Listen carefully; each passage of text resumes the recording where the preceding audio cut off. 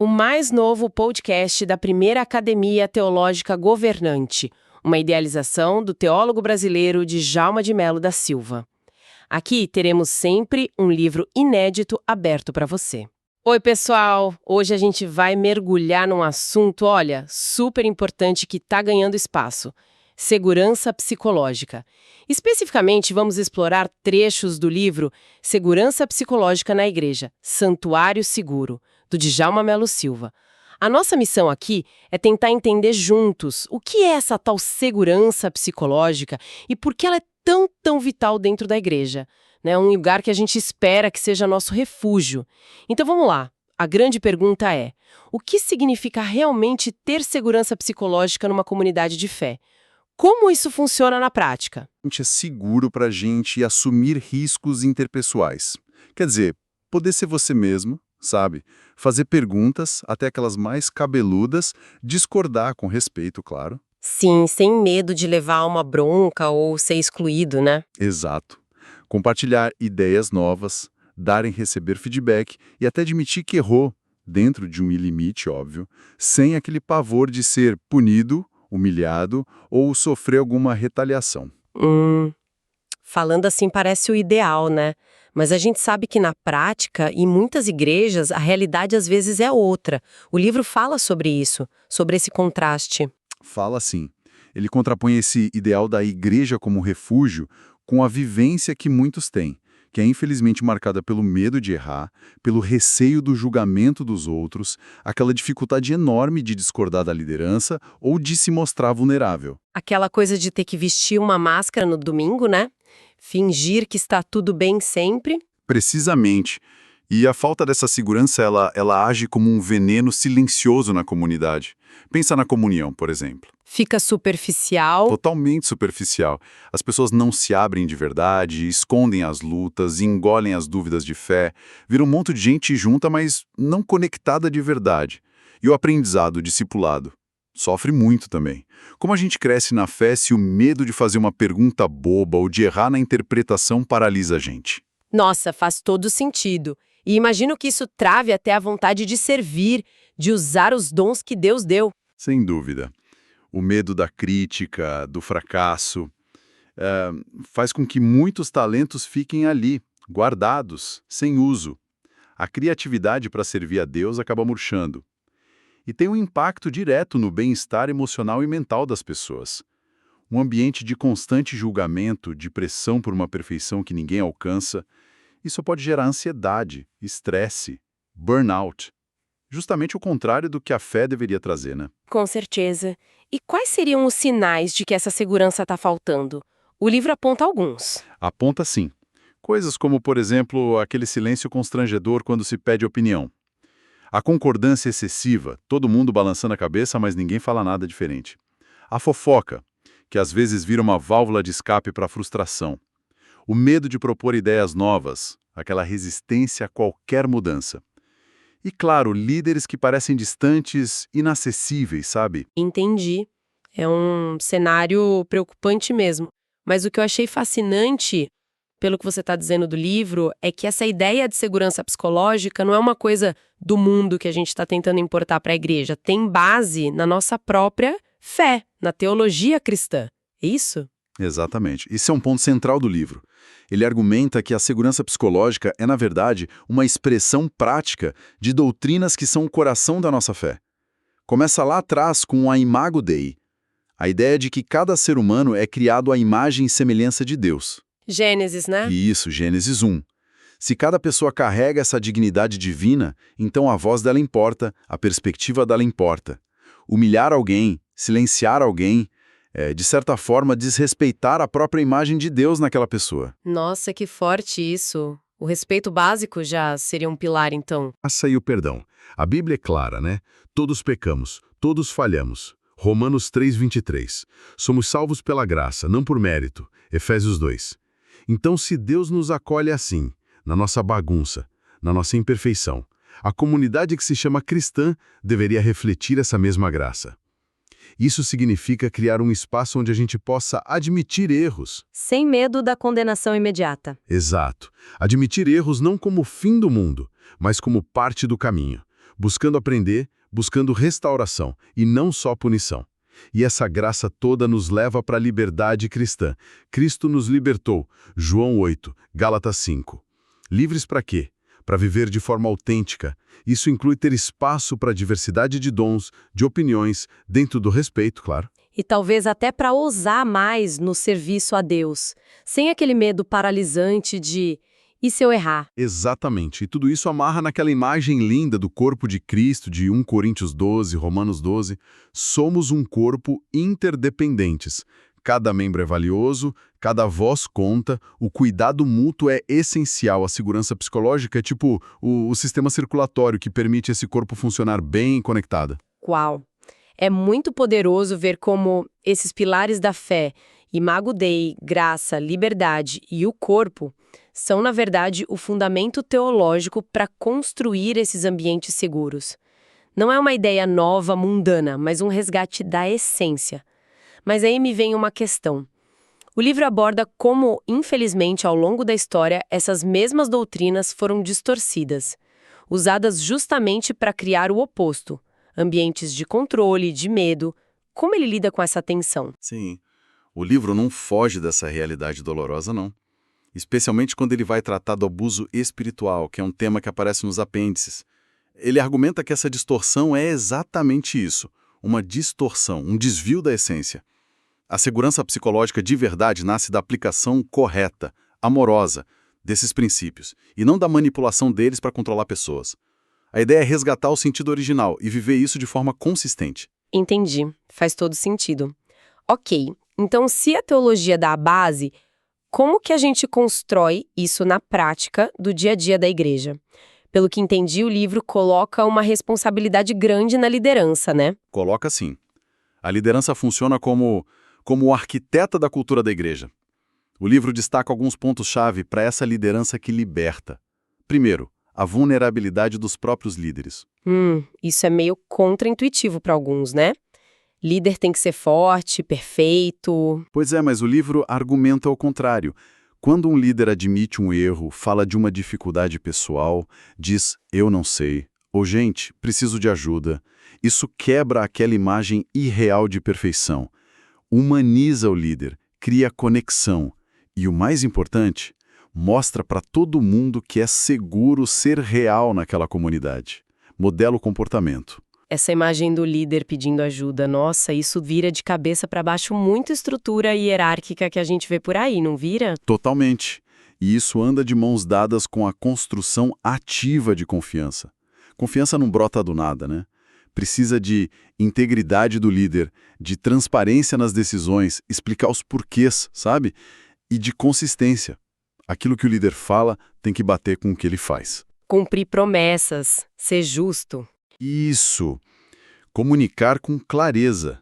A confiança é a moeda da segurança psicológica. Sem ela, nada feito. Outro ponto vital é criar uma cultura de feedback que seja construtivo de verdade. Ver o feedback não como uma crítica para derrubar, mas como um presente para ajudar a crescer. E, de novo, a liderança tem que dar o exemplo. Ser a primeira a pedir feedback, mostrar que valoriza outras visões e, na hora de dar feedback, focar no comportamento, na solução para o futuro, com cuidado, de preferência em particular. E os conflitos? Porque eles acontecem em qualquer grupo humano, igreja incluída. Com certeza acontecem. A diferença está em como a liderança lida com eles. Líderes que fogem, ignoram ou que impõem a solução de cima para baixo acabam destruindo a segurança. A abordagem que o livro propõe é ouvir ativamente os dois lados, focar na questão, no problema e não atacar a pessoa. Buscar entendimento mútuo, mediar quando preciso e sempre enfatizar o perdão, a reconciliação, a restauração da unidade. Ok, entendi. A liderança dá o tom, modela, cria as estruturas. Mas não pode ser só eles, né? Senão fica pesado demais e talvez nem funcione. De jeito nenhum. Líder nenhum consegue criar segurança sozinho. A congregação inteira, cada membro, É o ambiente onde essa segurança vai viver ou morrer. O livro bate muito na tecla de que cada membro é um agente ativo nisso. Começa com uma responsabilidade individual. Cada um de nós precisa se perguntar: hoje, com minhas palavras, minhas atitudes, eu ajudei a construir um lugar mais seguro ou mais inseguro para quem estava perto de mim? É uma escolha intencional diária. Isso muda a perspectiva. Não é só esperar do outro, é agir. Exato. E isso passa por desenvolver empatia e escuta ativa. Tentar de verdade entender o ponto de vista do outro, mesmo quando a gente discorda. Ouvir para compreender, não só para preparar a resposta. Suspender o julgamento precipitado. Validar o sentimento do outro, mesmo que a gente não concorde com a razão. Às vezes só ouvir já é um ato de amor gigante, né? Sem precisar dar conselho logo de cara. Exatamente. E junto com isso vem a importância de afirmar e celebrar as coisas boas. Reconhecer os dons das pessoas, os esforços, o caráter. Celebrar os pequenos progressos, não só as grandes vitórias. Elogiar em público, encorajar no particular. Isso. Expressar gratidão. Isso cria um ciclo positivo, sabe? De pertencimento, de valorização, e aí vem o grande desafio coletivo. Superar o medo do julgamento. Isso exige praticar a graça uns com os outros, ter coragem para ser vulnerável de forma apropriada, combater ativamente a fofoca. Que é um veneno para a confiança. Um veneno. E fortalecer espaços menores, onde a confiança pode crescer, como grupos pequenos bem liderados, onde as pessoas se sintam seguras para compartilhar de verdade. De todo mundo junto. Não dá para ficar só esperando do pastor ou do presbítero. É responsabilidade de cada um que faz parte da comunidade, todos remando juntos para criar esse santuário seguro. Agora, a gente chega num ponto que me parece muito central e talvez o mais delicado de todos. Como lidar com os erros, com os fracassos, com a nossa própria vulnerabilidade, num ambiente que muitas vezes parece esperar da gente uma demonstração constante de força e perfeição espiritual. Sim, esse é o teste de fogo, né? Para ver se a segurança psicológica é real ou só discurso. O livro propõe aqui uma mudança de mentalidade bem radical. Primeiro ele fala da graça para errar. Graça para errar. Explica melhor isso. Não é passar a mão na cabeça do picado? Não. É basicamente dizer que somos humanos e que temos direito a cometer erros. O que não é aceito é como esse erro é tratado. Ele precisa ser corrigido, não escondido. Ótima pergunta. Não é licença para pecar. É importante frisar isso. É a liberdade para cometer equívocos, erros de planejamento, de execução, de avaliação, sabe? Coisas do processo. E ver esses erros não como uma vergonha final, uma marca de fracasso que te define, mas como degraus. Oportunidades de aprender. A pessoa não é o erro dela. O foco muda da culpa, que paralisa, para restauração e aprendizado. Entendi. E a vulnerabilidade? Aquela dificuldade de admitir que não está dando conta, que está sofrendo. O livro defende a vulnerabilidade como força, não como fraqueza. Admitir as lutas, o cansaço, as dúvidas, a necessidade de ajuda. Isso não é falta de fé. Pelo contrário, é sinal de coragem, de humildade, de dependência de Deus e da comunidade. Isso quebra a cultura do faz de conta, daquela performance religiosa onde todo mundo parece perfeito, e abre espaço para conexão de verdade, por consolo mútuo. Líderes que vivem isso de forma saudável abrem a porta para os outros fazerem o mesmo. E na prática, como transformar um erro, uma falha, em aprendizado real? O livro sugere algumas coisas. Primeiro, desmistificar o fracasso. Falhar faz parte da vida, inclusive da vida cristã. A questão-chave é: o que a gente aprendeu com isso?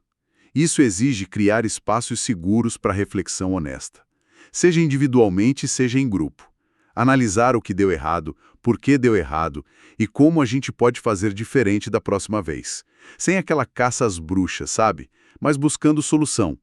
Incentivar a resiliência, a capacidade de levantar depois da queda e tentar de novo, só que com mais sabedoria.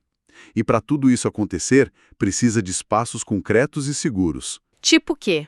Grupos pequenos onde a confidencialidade é levada a sério.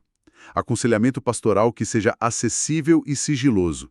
Testemunhos que incluam as lutas, não só a foto da vitória final. Momentos de oração onde as pessoas possam ser totalmente honestas com Deus e umas com as outras. Faz muito sentido. Mas aí volto naquela preocupação. Essa graça para errar, essa abertura toda, não pode acabar virando complacência? Tipo, tudo bem errar, e aí a gente relaxa com o pecado ou dilui a importância da verdade bíblica. Como o livro equilibra segurança com responsabilidade e firmeza na doutrina? Pergunta crucial. E o livro não foge dessas tensões. Ele encara isso como desafios que precisam ser navegados com sabedoria. Primeiro, ele deixa muito claro: segurança psicológica não é complacência, não é abolir a disciplina bíblica ou o confronto feito em amor, como Paulo ensina em Efésios 4,15, sempre buscando a restauração. A responsabilidade, tanto pessoal quanto comunitária, pelos padrões de Deus continua firme. A grande diferença está no como a gente lida com as falhas e pecados. Com uma graça que restaura, não com uma condenação que esmaga. Entendi a diferença. Não é ignorar o erro, mas lidar com ele de outra forma. Exato. Segundo ponto seríssimo que o livro trata num apêndice: o abuso espiritual. A segurança psicológica é, na verdade, o antídoto contra o abuso, mas isso exige vigilância constante. É preciso saber reconhecer e combater qualquer forma de manipulação, controle excessivo, exploração, que muitas vezes se esconde atrás de uma máscara de autoridade espiritual. Nossa, isso é muito sério e muito real, infelizmente. Muito. E combatê-los exige ter canais seguros para denúncia, políticas claras para proteger as vítimas e para que a liderança preste contas, o famoso accountability. E educar toda a comunidade sobre o que é abuso espiritual é fundamental. Terceiro desafio: a questão da doutrina. O livro reforça que segurança não é relativismo, não é cada um acredita no que quiser. Pelo contrário, ele ancora a segurança na verdade que liberta, que é Cristo e sua palavra, João 8,32. O ambiente seguro permite, sim, fazer perguntas difíceis, expor dúvidas honestas, explorar a fé, mas sempre tendo as Escrituras como referência, como base. O desafio aqui é saber distinguir entre o que é essencial e inegociável na nossa fé e aquilo que são questões secundárias onde pode haver diversidade de opinião dentro da unidade cristã. Essa distinção é chave mesmo. E por último, o desafio de superar a cultura do fazer de conta da aparência de perfeição. O livro defende valorizar a honestidade acima da performance. E, de novo, líderes autênticos que não fingem ter todas as respostas são essenciais para desmontar essa cultura e encorajar uma caminhada de fé mais real, menos baseada em comparação. Ufa, quanta coisa! É um equilíbrio delicado mesmo entre graça e verdade, segurança e responsabilidade. Sabendo de tudo isso, a base na teologia, o papel de cada um, os desafios, como é que uma igreja pode começar, assim, na prática, a construir ou a fortalecer essa cultura de segurança? Que passos concretos o livro sugere para a gente sair do papel? O livro traz várias sugestões práticas, sim, especialmente na parte final e nos apêndices. Coisas que podem parecer pequenas, mas que fazem diferença.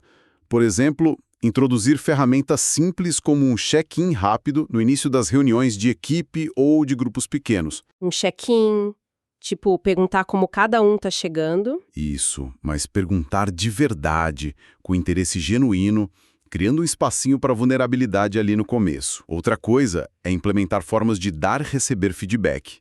Talvez começar com algo anônimo, focado em processos e em como melhorar o ambiente, não em atacar pessoas, e declarar abertamente, por exemplo, no início de um projeto ou ministério: gente, aqui erros são vistos como oportunidades de aprendizado. Só essa frase já pode diminuir o medo de tentar e falhar. Mudar a narrativa sobre o erro. Exato. Outra ideia é incentivar o compartilhamento de histórias de erros aprendidos, inclusive e talvez principalmente pela liderança. Isso normaliza a imperfeição e mostra que o crescimento vem também das falhas. E oferecer treinamento prático em diálogo construtivo. Como é que eu dou um feedback útil para o meu irmão? Como recebo uma crítica sem ficar na defensiva? Como eu expresso uma discordância de forma respeitosa, focando na questão, usando eu sinto que, eu penso que, e não atacando a pessoa. Ferramentas de comunicação mesmo. Isso. E o apêndice 2, que fala do desenvolvimento da liderança, é super importante. Sugere investir pesado, não só na formação teológica dos líderes, que é fundamental, mas também na inteligência emocional deles, autoconsciência, empatia, autocontrole e na inteligência social, comunicação eficaz, gestão de conflitos, construção de equipes.